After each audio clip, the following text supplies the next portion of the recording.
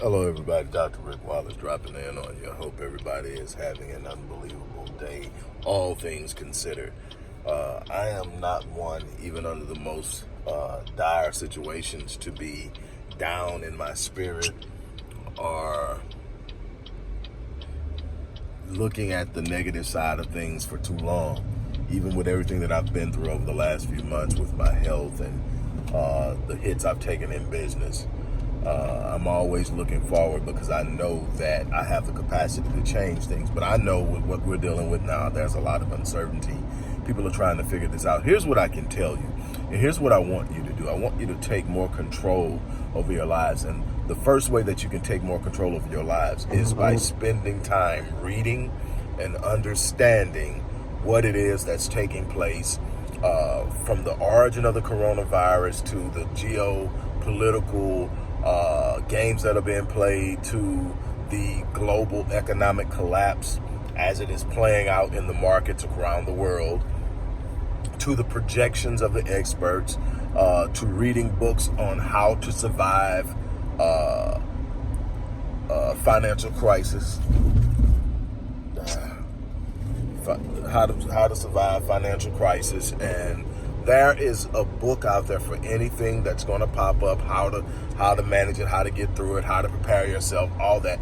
You have way more control and influence on what's going on in your life than you think.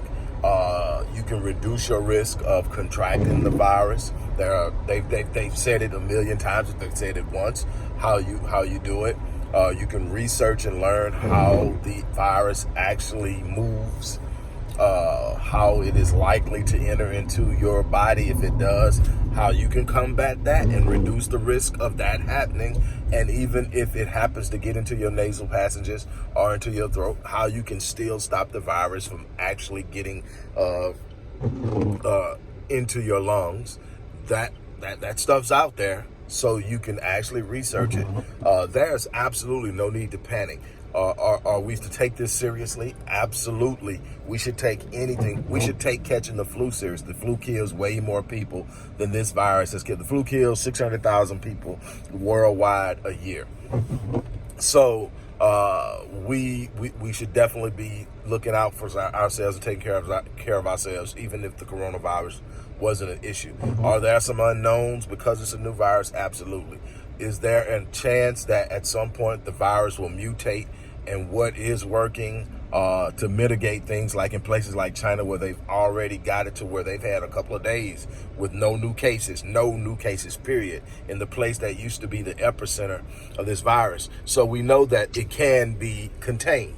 So that's a positive. Again, by researching and learning and reading. Stop sharing some of this stuff that's coming in your inbox that does nothing to promote fear and has no founding, like the president is going to enact the Stafford Act, and through doing that be able to shut the whole country down. First of all, that's not what the Stafford Act is. If you do your research, you'll find that out.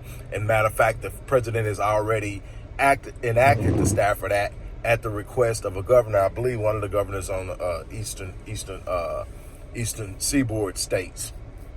The Stafford Act is about relieving some of the restrictions on medical policies and laws that sometimes can slow down access to medical resources.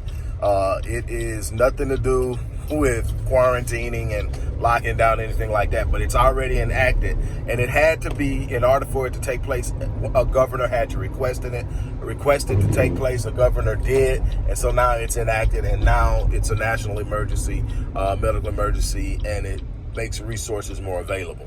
Am I saying that there won't be a time where lockdown? That's not what I'm saying. More than likely, that order will not come from the president. It will come from the state governor of a particular state, or in some cases, cities have mayors who are already enacting their power on it within the scope of their jurisdiction to call for curfews and stay-at-homes and everything. I know the governor of California has already enacted what I think they're calling the safer at home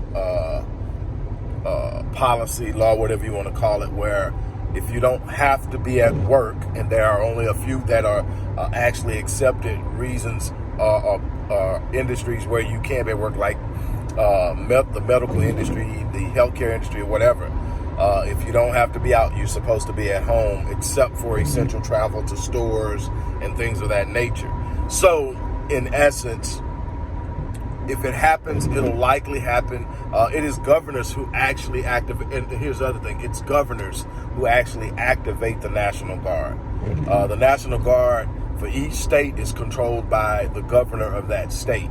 And unless we go to war and or some other national emergency is declared, governors will continue to control the National Guard unless they are actually activated and mobilized outside of the United States, as a general rule. So again, read and understand so that you have more what am I trying to say? Have more knowledge, that you're more educated on any particular topic, so that you can scrutinize, analyze, anatomize, break down, and evaluate what you're being told. So, truth, there's a lot of information going on out there, and a lot of it, matter of fact, the vast majority of it, is suspect. But you have to be able to do your research and read and find it out. I want to encourage you to keep your head up.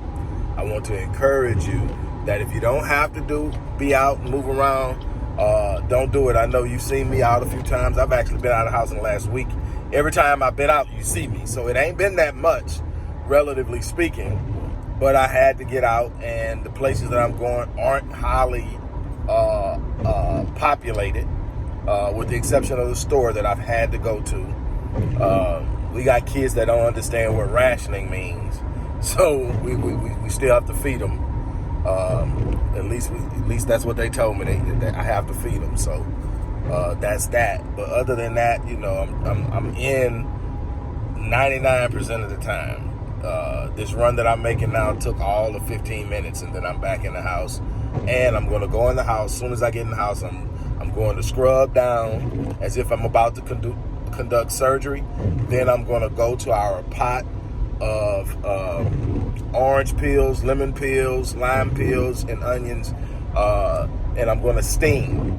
And I'm going to steam out my nasal passages and my throat, which works against it. It's a humidifier, but it also works against the virus. It's actually a very old remedy, but it's highly effective. That's what we've been doing is keeping it humidified in the house.